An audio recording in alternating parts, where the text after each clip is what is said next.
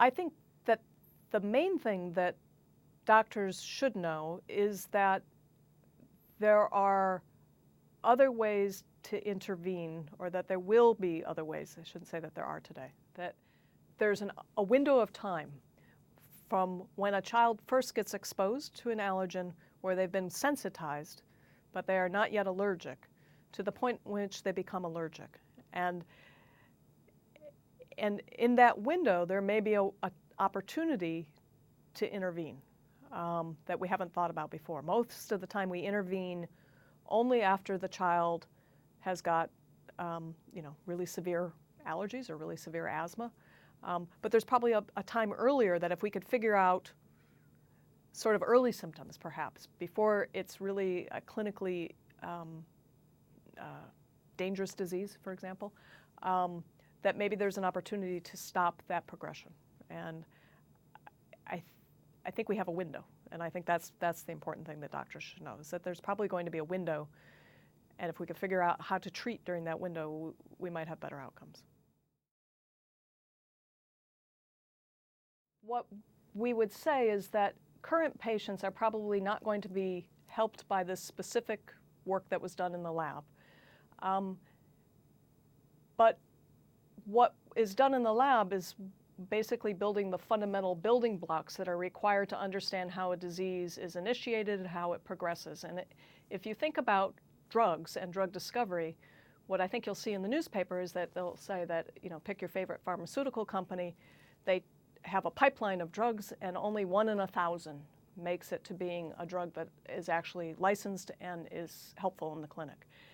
And in part, that's because we don't know enough about the disease itself to be smarter about the drugs that we pick. And what I hope that the work that we're doing in the labs is helping us to know more about the system and the disease, so that we can be more directed in terms of trying to figure out how to stop it. And I think Bea's paper showing that there is a precursor that gives rise to the pathogenic T cells that cause the disease. We didn't know that we didn't know the kind of precursor that there was, and we didn't know that this precursor itself was not pathogenic. And we didn't know that it would become what we call a memory cell, which is a cell that can reside and live in your body for a very long time. Now that we know all of those things, we can start to think about how we could intervene at different steps. We can intervene, as Bea was talking about, with the teachers and the teachers' assistants. We didn't really understand how that process was happening before. We understand that a little bit better now.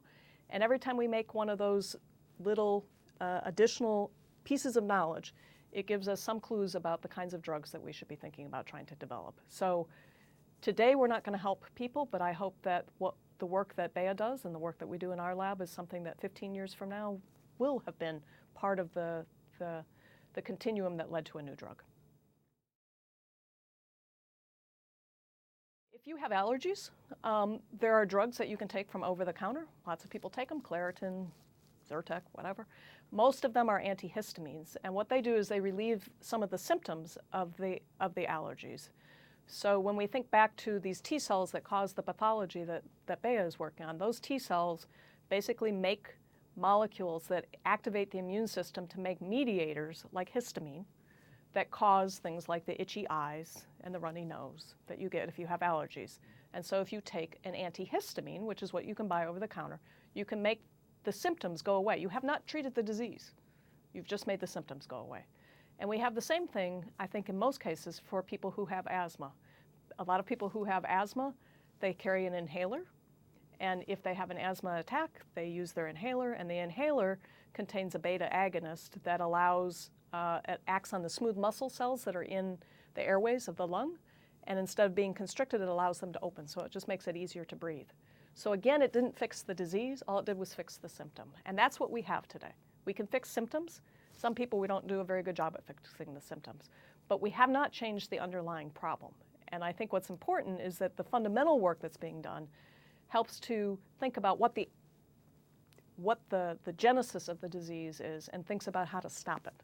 And today, we don't have anything that can do that. So there's a need. So there's a couple of different ways that you can think about treating allergic responses, asthma, autoimmune diseases. One is that you try and turn off the immune system. So that's the sledgehammer approach. And in autoimmune disease, we often use immunosuppressants to do that. You can do that in allergy. It does work. As an example, many of the inhalers that people use have steroids in them. Steroids are an immunosuppressant, and that's its purpose. It's blocking the immune response. That's not an ideal way to do it. The other way that you can think about trying to deal with the immune response is to get it to ignore the allergen, right? So you can do two things. You can suppress the immune system so that it just can't respond to anything, or you can try and get it to ignore the allergen specifically. And what we call that is immune tolerance. And what we're trying to do is teach the immune system to ignore allergens. And the way that we do that, or one of the ways that we do that, is we give a sublingual immunization or vaccination with the allergen. So they do it for peanuts, as an example. So kids who are allergic to peanuts, the idea is not that you're necessarily ever going to fix their allergy to peanuts, but you want to get it to the point where they can tolerate a certain amount of peanuts so that if they accidentally eat it, they don't get very sick. And so what they do with the sublingual vaccination is they give very small amounts of the peanut allergen or the house dust mite allergen. And over time, the immune system learns to ignore it, and you give more, and you give more. And you just keep doing it until it can tolerate a large amount and that it can just ignore that it's there. That's different than an antihistamine like Zyrtec, where basically it's just saying, we're going to try and turn off the mediators that are causing you to sneeze. Here, you're just trying to get the immune system to quit focusing on the allergen and to pretend that it's not there, that it doesn't see it anymore.